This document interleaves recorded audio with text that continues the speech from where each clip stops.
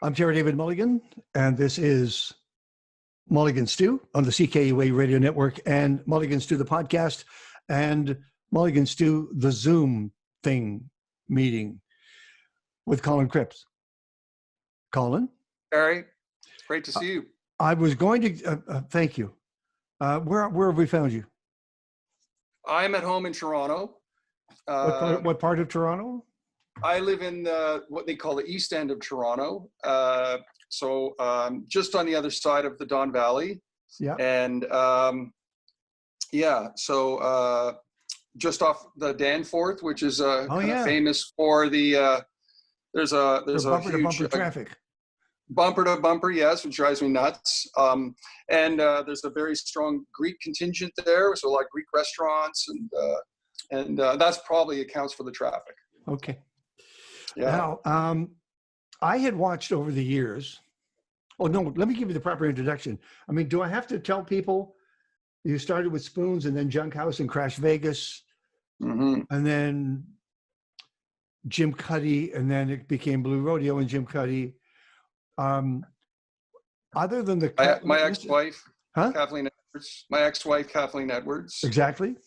Was there a pivotal moment when, in any of those bands, when you knew exactly what you wanted to do, or did you punt and fake it as you went along?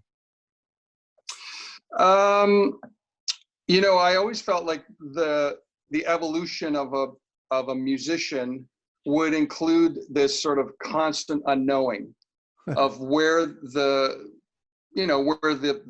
pathway is going to lead you. You know, if I guess some musicians and bands, you know, they start out quite young, they get a band together, and that band becomes successful, or it sort of moves in this way that their successes allow them to stick together. And as they journey through different influences and different types of music, and that, you know, they sort of bring in these things as they go along. But a lot of musicians, especially, you know, I would say in Canada, I'll speak for myself, you know, we have these great moments in bands, and then we sort of move on to another situation. And so I never really had a sense of what it was that my sort of voice was going to be. I just knew what I liked. I knew what voices sort of spoke to me from influences and the kinds of songs that I felt that I was suited to being a contributor to. Yeah. And, you know, as one door closed, another would open, and it would be, you know, some cases it was very different, but by that point I felt like I had a certain inner voice that I would bring to the table, and then I would adapt it as we went, you know. So that's really I guess winging it is, in a certain way, is definitely part of that, because you don't know. Or gut instinct. Yeah, and your gut instinct to do what you do best, right? What serves your ability and or your sensibility, and then just when you contribute to a certain new alchemy of musicians, that in itself becomes the new voice of a, you know. So I think I've been very, very fortunate that as I've stumbled along in some cases, I've been able to be part of and contribute to things that, you know, that something came of them, right? If I use the term stumbled along, I'm sorry. No, I think you're right in some respects, because I think you always feel like you're starting over in a certain way even when you make a new record. Like, you know, every time I go to that place where we're starting to sort of flesh out ideas and arrangements, like Jim and I, for example, Jim Cuddy and I right now, we're just fleshing out new ideas for songs that he's writing. Yeah. And it always feels the same. It's like, okay, what am I going to do now? What do I bring to, you know, do I keep treading the same water, or do I try to, sort of fumble along in a way that's trying to discover things. So I guess in that way, you know, it's a fair comment to make. Do you get the same sort of creative freedom within the structure of the democracy known as Blue Rodeo? Yeah, surprisingly, well, not surprisingly, generously, I do, Terry. Yes, okay, I get a very strong support from Greg and Jim and the rest of the band. We all get to sort of bring our influence to the table, and So yeah, that's been a really good part of that relationship. And I think you will admit that that was a careful restructuring of Blue Rodeo that would allow Greg to take 2 steps to the back, or 3, and you would step forward in his place. So in fact, they're adding an extra body, and you had to. Did you recreate his guitar lines, or did you find your own? Well, in some songs, I was very respectful to the original parts, because they're signature parts, and they're, you get a classic song, you're not gonna reinvent that part of it. And so yeah, definitely in certain cases where there's like signature lines, I certainly play those lines. For example, Till I Am Myself, I play it like it was recorded, and I'm happy to do that. I love that. I love the parts that Greg came up with, and I think they make it the song that it is. They help make it the song it is. And so in other cases, though, I get to do my thing. I always add my own little flavors, for sure. I'm not it's not like I'm not sort of given the ability to do that.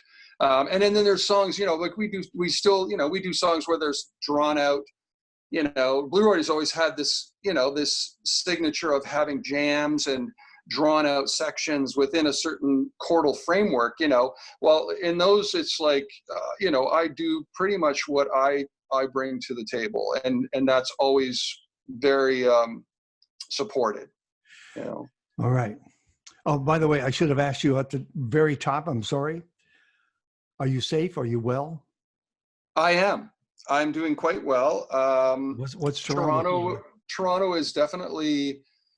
Today they opened phase 2, which was, feels like, I think, for the city, quite an accomplishment. So everybody's feeling more optimistic, and yet, we're all adhering, I think, at least my group of people. And, Jim and I had dinner the other night. We've spent time together over the last month and done some things. And, so there's definitely these groups that are comfortable with each other, doing dinners and hanging out in backyards and stuff. And so I've got a couple groups like that.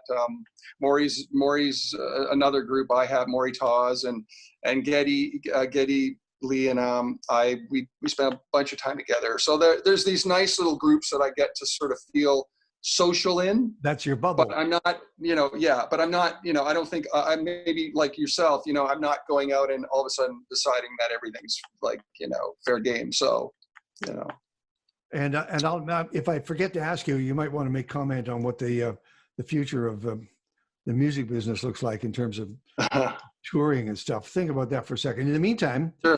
What day you said it was the 23rd of? Is it 24th? 24th. And whose birthday is it? Today is Jeff Beck's birthday. Wow. Jeff turned 76 today, which is incredible. Like, and if we're talking about guitar heroes or guitar players and influence, when I was, I was probably 12, 13 years old, I'd heard of Jeff Beck because my uncle was about 10 years older than me. And he was a huge influence on all these records that I, would honestly never have heard of at that age. Because they weren't necessarily all part of the mainstream, but they were certainly part of what, say a guy in his, early 20s who had a really good taste in records and music. So he introduced me to Jeff Beck when I was probably 12. I didn't even have a guitar at that point. I wasn't playing any instrument. I had a fascination with it, and I was really interested, but I didn't have one. Anyways, the first record I think I heard Jeff Beck's was the Truth album. Oh, of course. And it just, to this day, I still, I have that record in my library, and I put it on. I just like, I was like, no wonder these guys were so, they were so musically innovative, and yet they were so accessible. The music was rooted in. Rod Stewart was just passing through. Yeah. And how crazy is that? I finally got to, because I love the album. I finally got to see them tour that. Well, actually, I saw it twice at the Paramount in Seattle. And I was backstage doing the interviews when the opening Right. act kicked in. And I said, who is that? And they said, that's a horn band called Chicago Transit Authority. Yeah. And there were 9 pieces, and they were phenomenal. Yeah. They were so good. And so you had Chicago Transit Authority opening for Jeff Beck and Rod Stewart. It was a great night. And they, those, I mean, just that contrast, let's say, musical, contrast existing and working in a way that I also love. I love with that, that Bill Graham sensibility, Sure. That was always like, putting sort of seemingly disparate band styles together, and they always worked. Right? They were Albert King, Frank Zappa, and members of Count Basie's band, whatever it took. Love that. Yeah. So Jeff Beck, you have a Jeff. Is that a Jeff Beck guitar that you have? Well, Jeff Beck, Jeff Beck's journey, I think, started earlier in the Yardbirds. And when he was in the Yardbirds, he was, he and Jimmy Page played together. Yeah. And he played a 1950, 54 Fender Esquire, which is a Telecaster, essentially a Telecaster with 1 pickup. So this is a Telecaster. The Esquire was exactly the same. It just didn't have the front pickup. So Jeff was, when he played in the Yardbirds, that was his main guitar. I mean, you see that, if you ever see this movie called Blow Up, which was done in, I think it's in late '66. Yeah.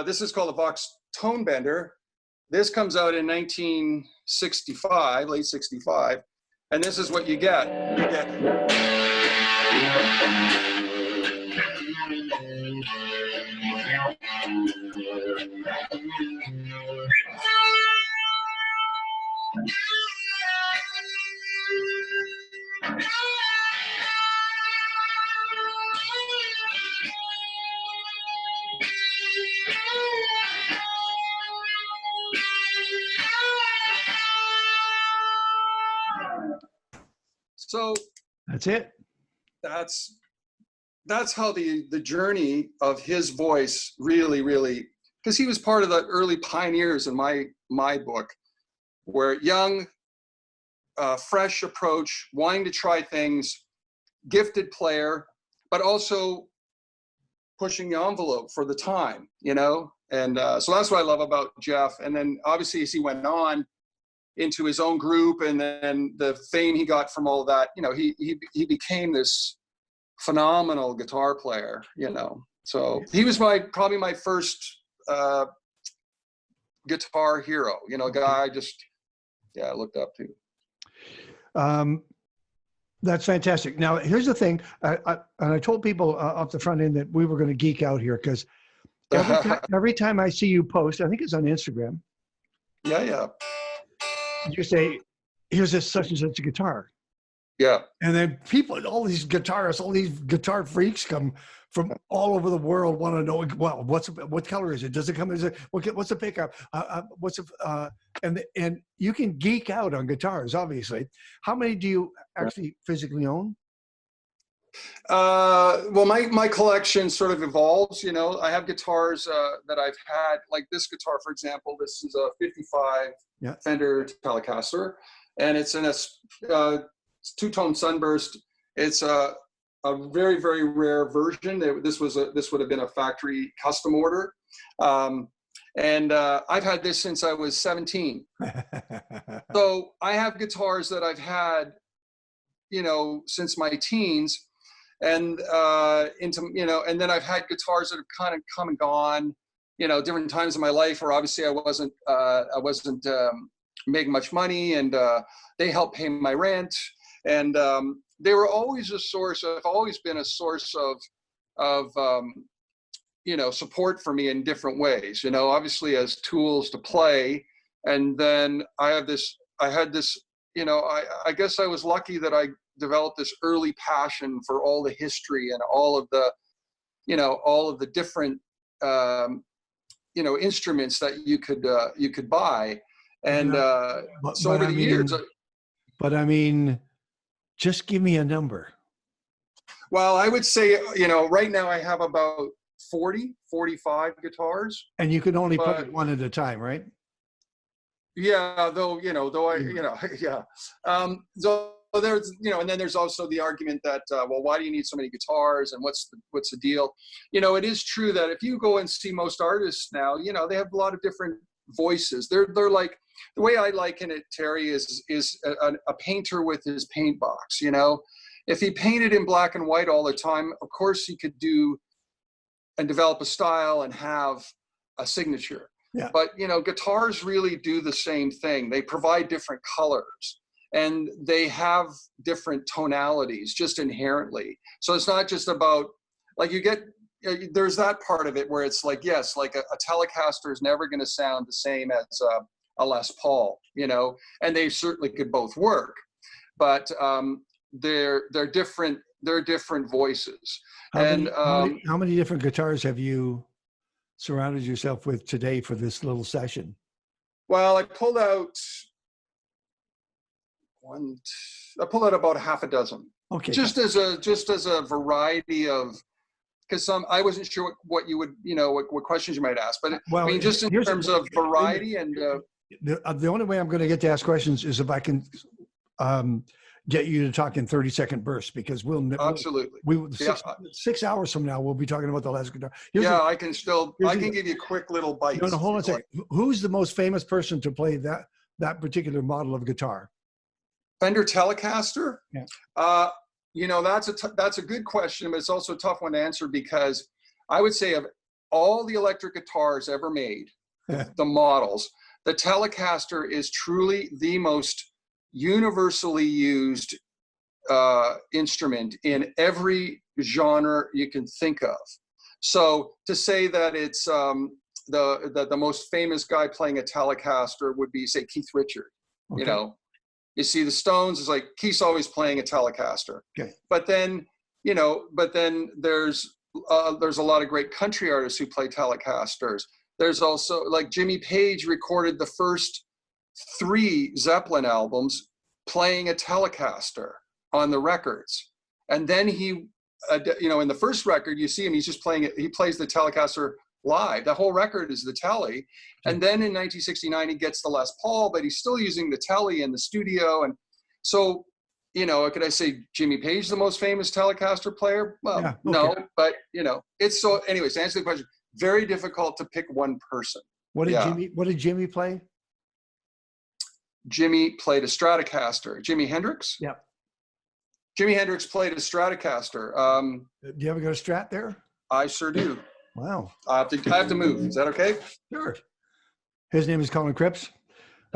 Currently is the lead guitarist and vocalist for the Jim Cuddy, well, not the lead vocalist, the Jim Cuddy band, and a member of Canada's Blue Rodeo. And we have found him somewhere just off the Danforth. Okay, so here's this one is from 1963. Wow. And it's finished in a color, a very popular color for Fender called Fiesta Red. It was made the most famous probably in the early 60s because Britain's first true guitar hero was a guy named Hank Marvin from a band called From the Shadows. Right? They started in 1960. And they became Cliff Richard's backup band, but they were also their own band, and they had instrumentals and they had hits and so on. They were like the Ventures. Exactly. And they kind of set that tone in Britain for what the guitar hero could be. And Hank Marvin played a Fiesta Red Stratocaster. Okay. And so it became the most popular colored Fender guitar in Britain, especially in the early 60s. So that's why you see a lot of them from that period that were the British guitar players. Even Mark Knopfler, here's a little side. When Mark Knopfler became really famous in the late 70s with Sultans of Swing,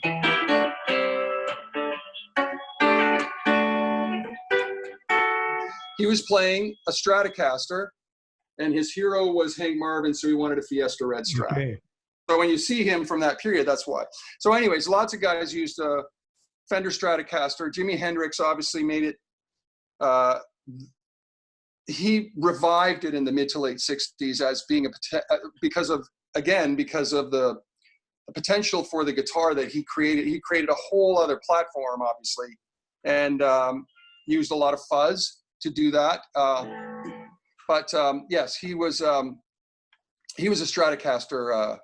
Were you a Jimmy fan? Yeah, I was, but I would say he wasn't my first. He wasn't my first hero. He was certainly in there as I got more into playing and realized how I got into different signature voices. I guess that's what different players who had a sound, who had a thing. For example. Well, for example,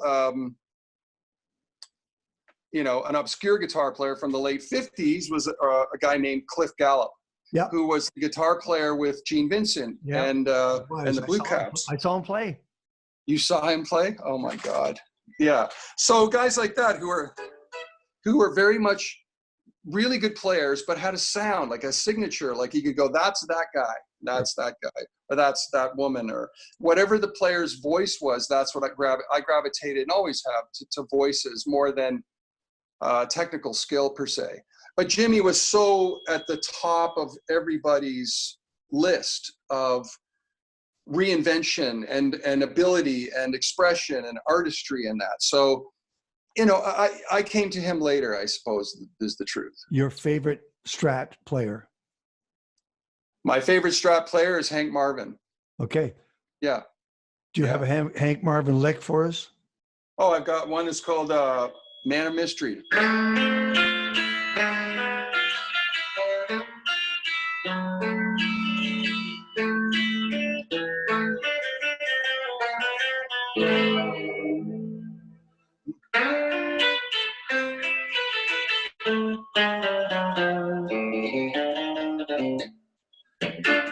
Of course.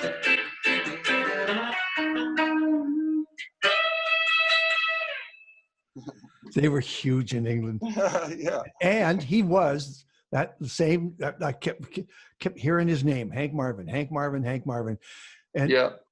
And he was a big deal there, an influence. Well, yeah, a lot of very famous guitar players that we know now, the British guitar players, will all cite Hank Marvin as their first hero, like Jeff Beck, Jimmy Page, Brian May, Mark Knopfler, Clapton, all these guys, he was kind of he was the first. And he got them to pick up that guitar. Absolutely. Okay. Oh yeah. Yeah. What is Eric Clapton favor these days, or what is his most famous guitar? Well, he was a guy who started out on Les Pauls, actually started out in Telecaster, he started on Les Paul, and then when he joined the Yardbirds, he played a Tele. Yeah. And then he transitioned to different guitars. As the music got heavier and louder, he transitioned to guitars that would deliver more of the horsepower, if you will. And certain guitars just allow for that. So Eric was extremely influential in every way, playing and tone and the guitars that went with it. So I'd say in a 5-year period, he went through, basically a bunch of different guitars.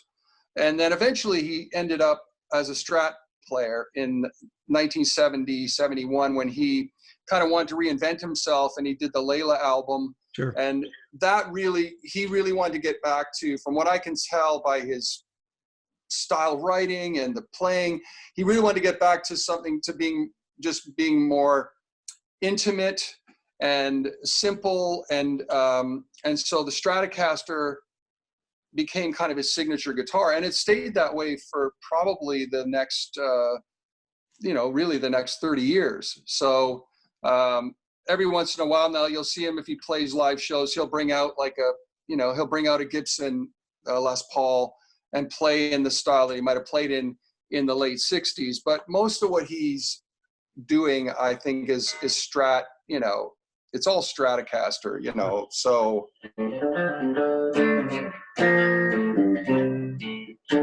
That's all Strat. Well, Strat. Yeah. So he's Colin Cripps. We're just geeking out on guitars.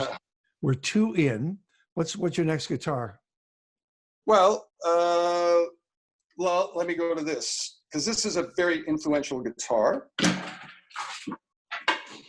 He is, of course, a member of Blue Rodeo and the Jim Cuddy Band, and a slinger for hire, and collects wines. He knows his wines. As a matter of fact, he has his own wine, which I've never tasted.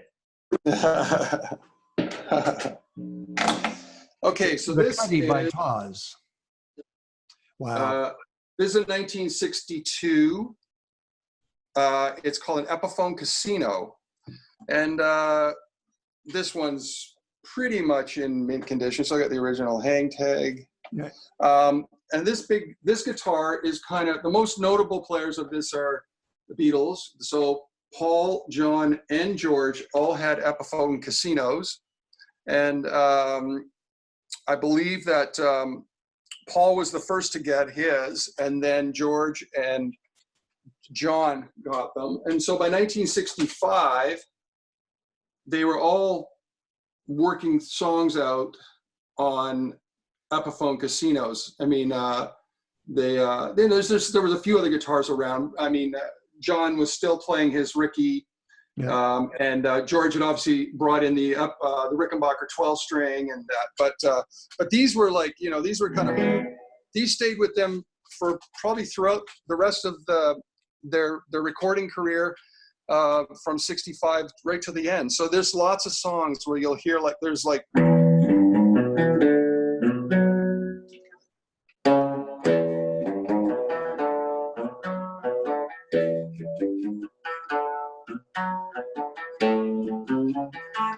it's got that sound.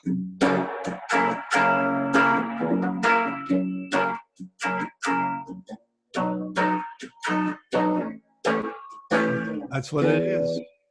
But there's also they also use it for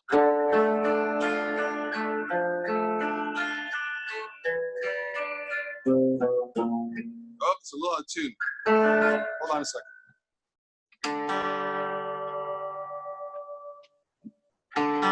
All right. Yep.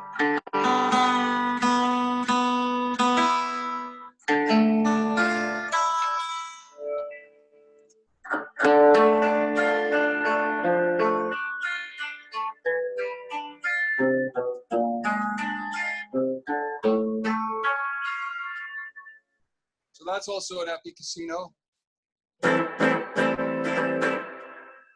Millions of songs. I'm giving you like a little taste. But these are amazing guitars.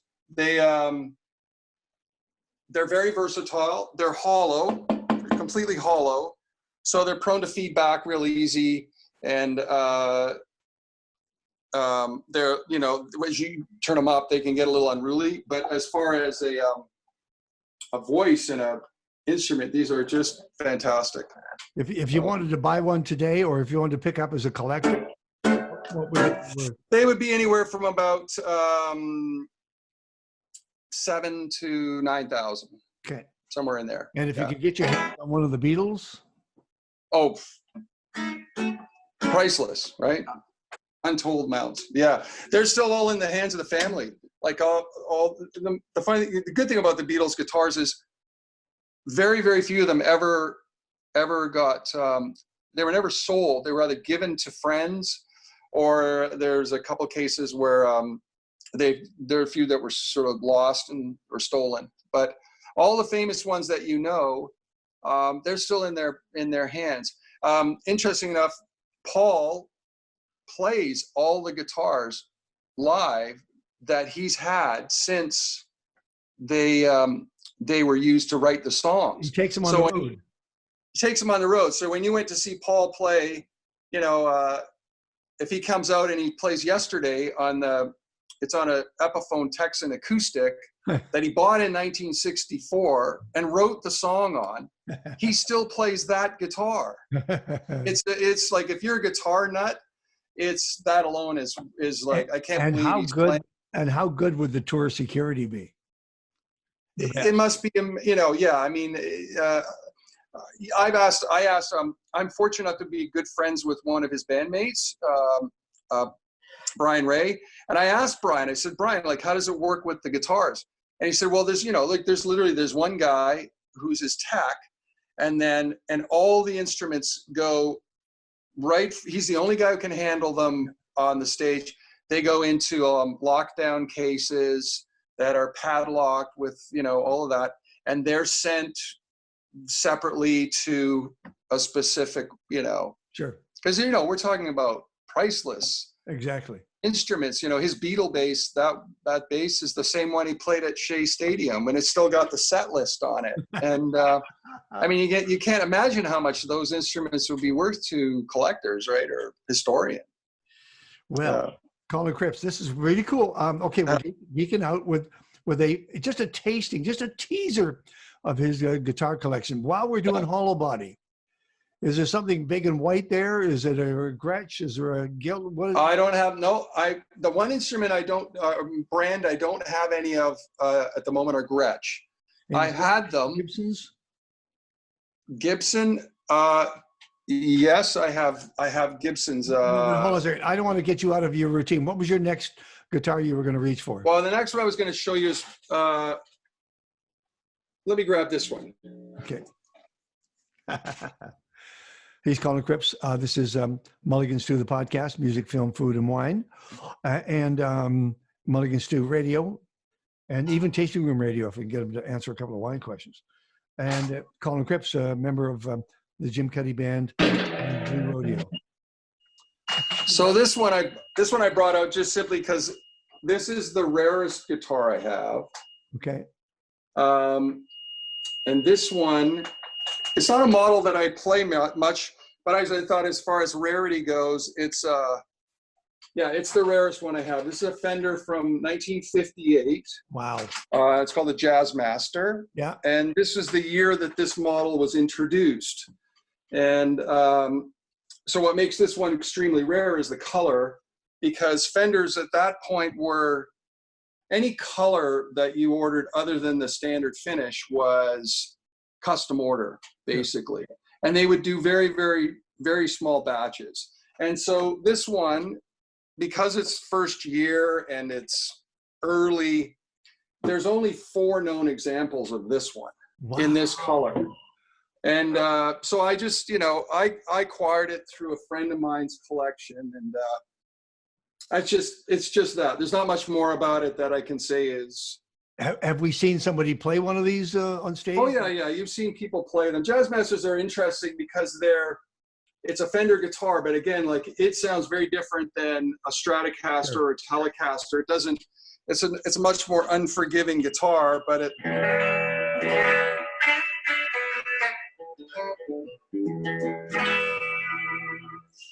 it's dry and it doesn't have a lot of sustain, but it has a sound.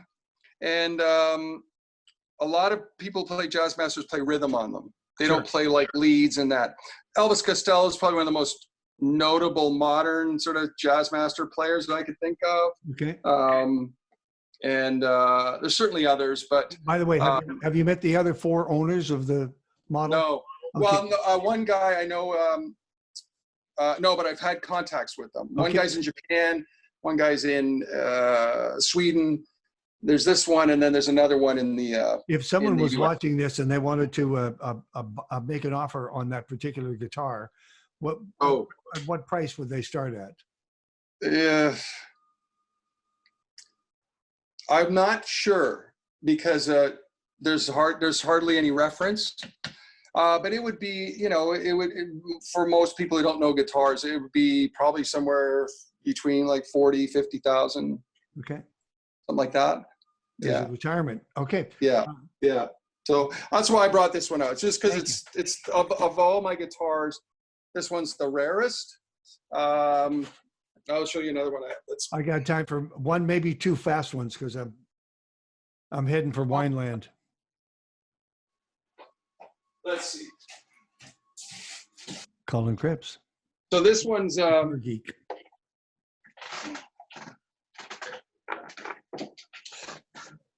Sorry. So this one I brought out because this has been one of my main guitars for probably 24 years now. Wow. And this is also a Gibson, but it's from 1964.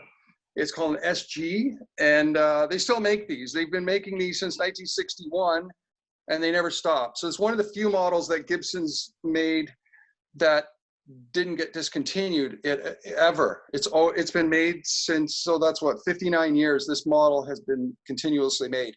But there's a certain period that I think is the best version of them. Quality's really great. Construction, you know, all the things that sort of guitar players look for and the nuances of the instruments. This pretty much I think this is the best version, and they made this version in 63 to early 65. So are you playing that with both Cuddy and Blue Rodeo? I play this one all the time, Terry. Okay. This one's been on, I mean, it's been on a lot of records. It's been on, I mean, I played at least 1,000 shows with it. It's toured all over the place. You know, I barely bring it home because it's always out on the road, but given that the road has disappeared, yeah. Yeah. So this one, and this one, yeah. So this one's my sort of number one, probably my number one. Your pal. Okay, good. Yeah. You got one more? You got one more for me? I got one more guitar. Yeah. Okay, I got one more. Yeah. Okay.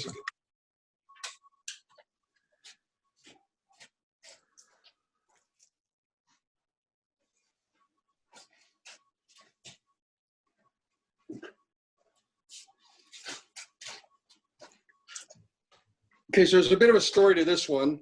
I'll make it real quick.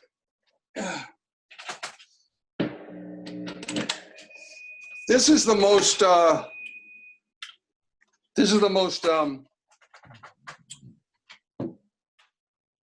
valuable vintage guitar in the world now. Wow. Now this particular version of it is a reproduction. I spent 10 years putting this together with all the right materials, exact measurements, like a ridiculous amount of work that I did with a friend of mine. And the reason is that this originally was made in 1958. They only made 40 of them. Okay. 2 of them were converted to basses. So there's only 38 original versions of this guitar. It's called a Gibson Explorer. Okay. And put it right in front of your face just so I can see the bottom half. Just lift it up a bit. Ah, nice. Okay, got it. Okay. Right? Yeah. So they've since made more versions of this. They reintroduced it in 1976. The most notable player probably from the late 70s and 80s and 90s for these guitars would be somebody like The Edge played an Explorer, but he played a reissue. So in the guitar world, the sort of holy grail of guitars would be an original 1958 Gibson Explorer, right? So I went out of my way to make as best a copy as I could. I bought all the original materials from the period and all of that stuff. A friend of mine owned an original one. It was the only one in Canada, and he sadly passed away. And so then I ended up helping his wife sell that guitar, and ended up with James Hetfield in Metallica, who now owns it. Okay. But so if anybody out there has an original 58 Explorer, get in touch with me or Terry. This is $1 million guitar now. Wow. Yeah. Wow. Yeah. That's so great. Interesting story. They're amazing sounding, but very few guys ever get to play them because there's so few of them ever done. So, but yeah, so this is the holy grail of electric guitars. Just keep it on your lap for the time being. Let me ask you a couple of things. One is, what's the road going to look like? What's the new normal going to be for music, and when do you think? I am Next year, right? I'm optimistic that we're going to be playing shows next year, but I don't think there's going to be much this year. I think the temperament is going to be cautious and understandable to a degree. Sure. And I also just think that the way in which we play shows is going to be different. You know, like they're going to be smaller, more intimate shows probably to get people out and feel comfortable again. And then hopefully, you know, we've had these discussions saying, well, you know, the best case scenario is that they come up with a vaccine. The vaccine will sort of, it will calm everybody's, you know, anxieties about being in public places in a large way. So I think that's going to be realistically, that's going to need to happen before we really start playing big shows again. Yeah. So maybe February, March. I would love that. Yeah. I hope so. Yeah, I hope so. I mean, is anybody out there saying anything differently, or is Jim there Cuddy any? said the same thing. Yeah. So there you go. Yeah. Yeah, and he knows because Yeah. you know. Yeah. Well, we're all interested in knowing what our options are as it goes, right? Of course. So. Tell me about Cuddy by Taz. You partnered with Jim and Maury Taz to come up with a white and a red, if I'm not mistaken. And I know there wouldn't be a rosé because Jim Cuddy hates rosé. Weird. Yeah. So how you doing? Are you like year 3 now? I'm sorry. What you're saying? What year? The 3rd year. Oh yeah, I would say I think it's probably almost into the 4th year now, Terry. Okay. It's doing really well. Like it, you know, it goes through batches of production, and the original, you know, the original formula that sort of we came up with for the red has maintained, and people like it. And there's been some other ideas about expanding. I know Jim's there's been talk about doing a whiskey because Maury's expanded all of his Sure. you know, options as well. Like And speaking of expanding, couldn't we get some of it on the coast? You know, that would be fantastic. You think? I just heard that they were going to open up the BC wines to Ontario. So I heard that Canada. So that would be. So they should do the same for, you know, I mean, at least the wines that were you know, I don't know. I mean, you have such a strong, you know, wine market in BC. You know, it's like, how does it work? Is it based on just people's appeal for certain things, or is it based on you know, regional support? I don't know how. I know in Niagara they do really well because a lot of those wines stay in the region, right? Yeah. And we have a large population base to be able to support those industries. But I'd love to see those wines in BC and vice versa. I'd love to see, especially vice versa. Yeah. By the way, you might not have heard the news, but one of the sponsors of my show, Unsworth in the Cowichan Valley, Vancouver Island, was just purchased by the widow of Jess Jackson from Kendall Jackson. Oh, wow. Jackson family and her daughter. So Napa showed up yesterday and bought Unsworth. Unsworth. Yeah. Is Unsworth doing, are they liquors and wines? No, there's a spirit maker next door. Spirits. They're paying the bills with the rosé, and their Pinot Noir is fantastic. Okay. I don't think I've ever tried it. All right, and here's your speed round now. Are you ready? Okay. Your guitar speed round. Just very quick, couple of word answers about these guitarists. Yes. Pete Townsend. Absolutely one of my heroes. Ry Cooder. Otherworldly. Phenomenal player, phenomenal writer. Stevie Ray. You know, he probably one of the greatest signatures for guitar players. B.B. King. Same. But but no, like truly, like, a Genesis player, somebody who created what we think of in terms of the blues. Okay. Chuck Berry. Masterful songwriter, doesn't get enough credit for his songwriting, in my opinion. Completely invented the genre, and how about his guitar riffing? Amazing, like the whole thing. Yeah, he's a pioneer. He's an inventor, and should get more credit for all the things he did. Two more. Frank Zappa. Absolutely an innovator and ahead of his time. Yeah, I don't think a lot of people understood what he was doing. And Colin Cripps. I definitely feel like I'm a journeyman, and I'm always in pursuit of being taught something and becoming a better musician. I see myself that way all the time. Okay. Take care of those guitars and yourself. Thanks, Terry. And thanks for having me. It's always a pleasure. We're going to do this again, by the way. We'll have a new batch of guitars, okay? Anytime. I'd be happy to do it. Thank you. Okay. Colin Cripps, ladies and gentlemen.